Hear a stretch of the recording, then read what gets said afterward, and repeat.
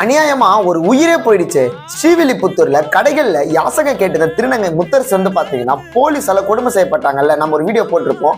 அவங்க வந்து பாத்தீங்கன்னா இப்போ உயிரோட இல்ல.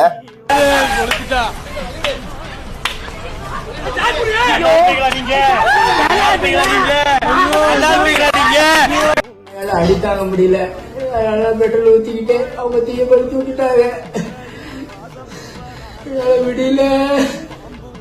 ஆமா, போலீஸால கொடுமை செய்யப்பட்டாங்கல்ல. போலீஸ் கிட்ட அடித்தாங்க முடியாம அவங்க மேல அவங்களே பெட்ரோல் ஊத்தின்னு ஓடினதுக்காக போலீஸ் வந்து வத்தி கிழிச்சு போட்டாங்கல்ல. அப்போ வந்து பாத்தீங்கன்னா அவங்க வந்து ஹாஸ்பிட்டல் அட்மிட் ஆயிருந்திருக்காங்க. கவர்மெண்ட் ஹாஸ்பிட்டல்ல சிகிச்சை பலனின்றி வந்து பாத்தீங்கன்னா அவங்க வந்து உயிரிழந்திருக்காங்க. பாருங்களேன், அநியாயமா ஒரு உயிர் போயிடுச்சு.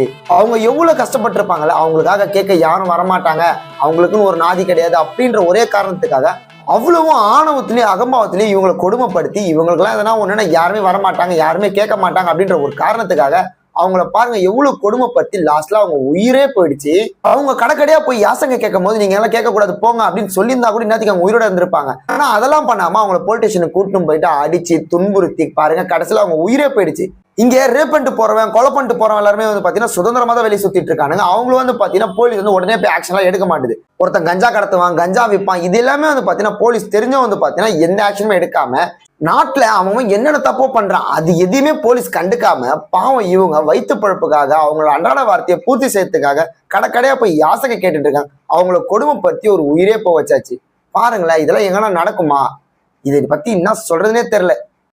அடித்தாங்க முடியல, பெட்ரோல் ஊத்திக்கிட்டு அவங்க தீயப்படுத்தி விட்டுட்டாங்க.